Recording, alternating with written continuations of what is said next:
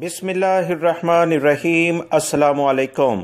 سعودی وزارت حج عمرہ کی جانب سے یکم رمضان بروز منگل 13 اپریل مسجد الحرام یعنی مکہ المکرمہ میں نماز، عمرہ اور مسجد نبوی صلی اللہ علیہ وسلم کی زیارت کے اجازت نامے مشروط جاری کیے جائیں گے۔ یہ اجازت نامے ان افراد کو دیے جائیں گے جو وبائی مرض کرونا کی ویکسین کے دونوں خوراکیں لے چکے ہوں گے، یعنی پہلی خوراک پر 14 دن انہیں گزر چکے ہوں گے۔ ایسے افراد جو 2 ویکسین وبائی مرض کرونا کی لے چکے ہوں گے، انہیں ہی صرف اجازت نامے یعنی پرمٹ اجازت جاری کیے جائیں گے۔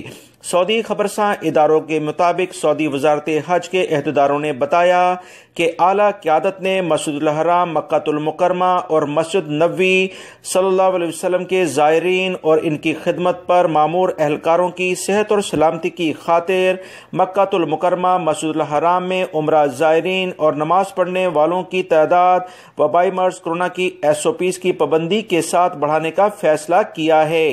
اس حوالے سے 3 نکاتی پروگرام ترتیب دے دیا گیا ہے۔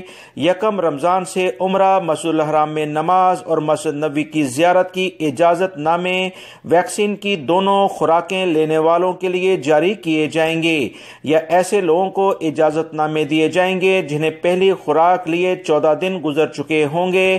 اس کے علاوہ وبائی مرض کورونا سے صحتیابی کے باعث جو بھی بیماری ہے اس سے محفوظ ہو جانے والوں کو بھی اجازت نامے جاری کیے جائیں گے۔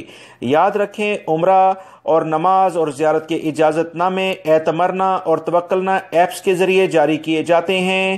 زائرین تاریخ اور وقت کا انتخاب اپنے آپشنز کے ذریعے جاری کرواتے ہیں، جبکہ کرونا SOPs پر عمل درآمد کو یقینی بنانے کے لیے صرف اتنی تعداد میں لوگوں کو اجازت نامے جاری کیے جاتے ہیں جن کی موجودگی سے SOPs پر عمل درآمد متاثر نہ ہو۔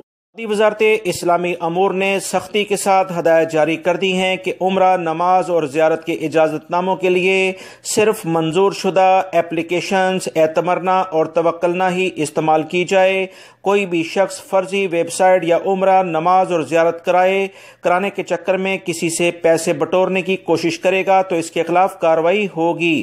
دوستو، اہم ترین اطلاع تھی، ویڈیو لائک کر کے شیئر بھی